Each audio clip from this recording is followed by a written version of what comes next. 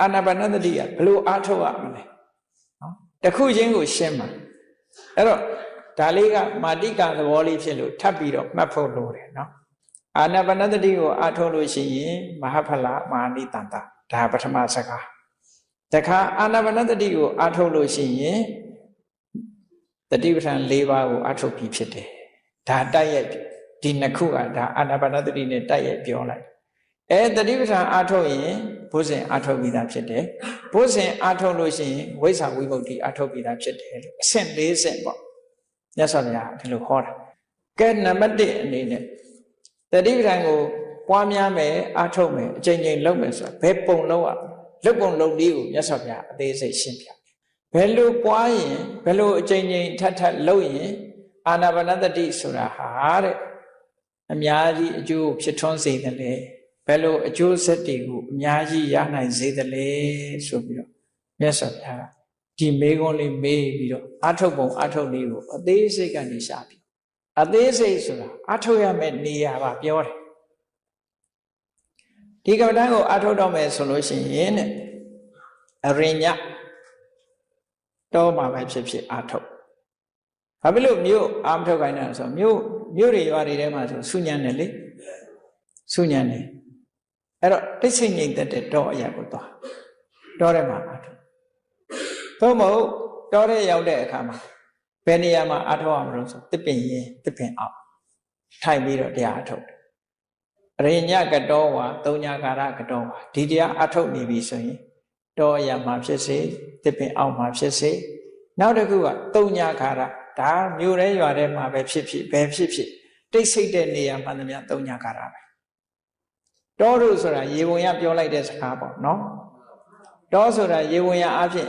လူတွေရဲ့အတန်တိတ်ဆိတ်တယ်မရှိကိုယ်လာစကားပြောမဲ့လူလည်းမရှိနော်တောရထဲမှာကိုယ်လာစကားပြောမဲ့လူမရှိတယောက်တည်းနေတဲ့အခါအဲ့တော့တောရဆိုတာအလွန်လွတ်လပ်တယ်ဆိုတာတောမှာဘာမှမြတ်စွာဘုရားသခင်ကိုရမြတ်ကနော်ဘာမှလှုပ်เสียမလို့ကြောက်เสียလည်းမရှိတော့ရှက်เสียလည်းမရှိဘူးကြောက်တာတော့တွေးကြောက်တဲ့လူတော့ကြောက်အောင်ပေါ့နော်ရှက်เสียဘာမှမရှိဘူးမြတ်စွာဘုရားတခါတလေဒီခေါ်ထားတဲ့တရားထဲမှာတူးတဲ့နေရတာဘလောက်အကျိုးရှိတယ်ဘလောက်လွတ်လပ်တယ်ဆိုတာကိုဘုရားတခါလေပြောတာမှမှတ်သားเสียလည်းကောင်းတယ်တတိယဖြစ်လည်းပဲရည်เสียလို့သဘောမျိုးလည်းဖြစ်တယ်ပေါ့နော်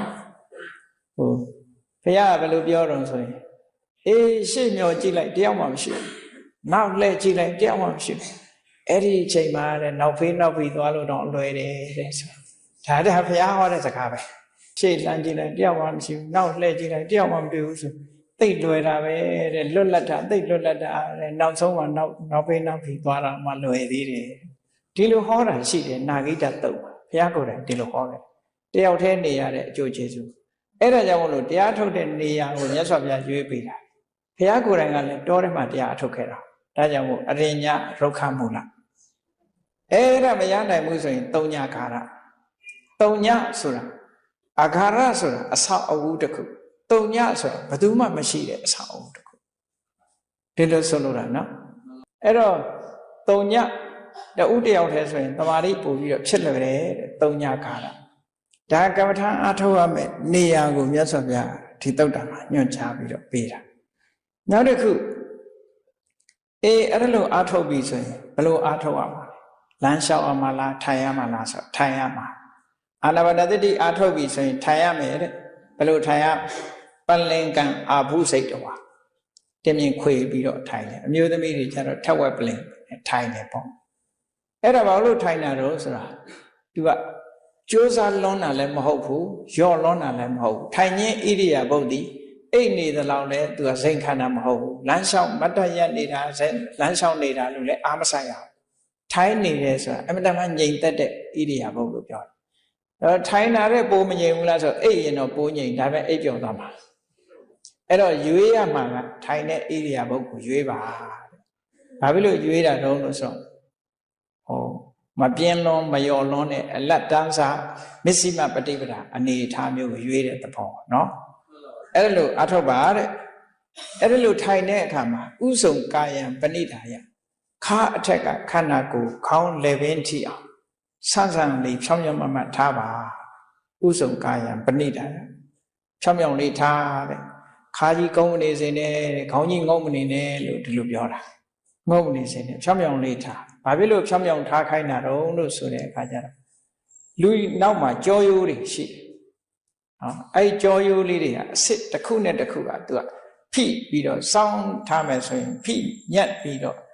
ကြာမထိုင်နိုင်ဘူးခါနာတာတွေကြောအောင်တာတွေဖြစ်လာတတ်တယ်အဲ့ဒါမျိုးမဖြစ်ရအောင်မတ်မတ်ကလေးထားလို့ဒီလိုဆိုလို့တယ်တရားထုတ်ပါအထုတ်နည်းကိုတိတိကျကျဘုရားအသင်ပေးတာမဟာသတိပ္ပဏတော့မှလည်းဒါပါတာပဲเนาะအဲ့လိုလုပ်ပြီးတဲ့အခါမှာကမ္မထမ်းတို့ focus လုပ်ခိုင်းတာကမ္မထမ်းဘက်ကိုအာယုံလှည့်ထွက်လေဝင်လေလေးနဲ့ခြိထားထွက်လေဝင်လေလေးပေါ်မှာအာယုံဆိုင်ဆိုလိုတာကလူရဲ့စိတ်ဆိုတာ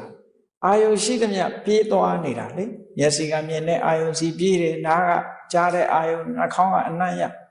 တခုမှမရှိဘူးဆိုရင်စိတ်ကတွေးတဲ့အာယုန်တွေစီပြေးနေဘယ်တော့မှငြိမ်တယ်လို့မရှိဘူးအဲ့ဒီမငြိမ်တဲ့စိတ်ကိုဖမ်းပြီးတော့ထွက်လေဝင်လေလေးပေါ်မှာသူ့ကိုရက်ခိုင်းတာနော်ထွက်လေဝင်လေဆိုတဲ့အာယုန်လေးပေါ်မှာသူ့ကိုရက်ခိုင်းတာတတိထားပြီးတော့ပရိမုခဆိုတာကိုအဓိပ္ပာယ်နှစ်မျိုးဖွင့်နေတယ်ပရိဆိုတာအာယုန်ကိုသိမ့်ပိုက်ထားတာမုခဆိုတာဒီမကောင်းတဲ့ဒီအာယုန်တွေကနေထုတ်ဆောင်ပေးနိုင်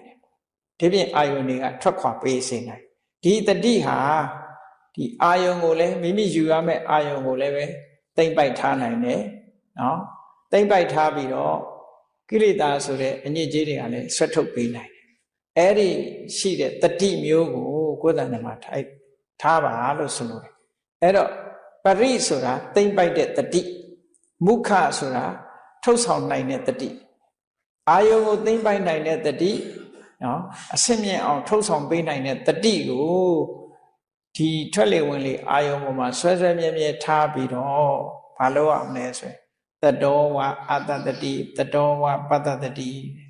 အသက်ရှူတာလေးရှိုက်တာလေးကိုတတိလေးနဲ့ရှူတတိလေးနဲ့ရှိုက်ပြီးတော့တရားထုတ်ပါလို့ဒါမြတ်စွာဘုရားကိုယ်တိုင်ဟောတဲ့တရားထုတ်ပုံအထုတ်နည်းပဲပေါ့နော်အသက်ရှူသွင်းနေတာရှူထုတ်နေတာကကိုယ်မှာပစ္စမကုံဝဲနဲ့ရတဲ့အာယုံလေးအဲ့ဒီအာယုံလေးပေါ်မှာတတိအခြေဆိုင်ပြီးတော့ထူးခြားတဲ့တရားဓမ္မတွေကိုရရှိအောင်ကြိုးစားဖို့ဆိုတဲ့ဤစနစ်ကိုမြတ်စွာဘုရားပေးထားတာဖြစ်သောကြောင့်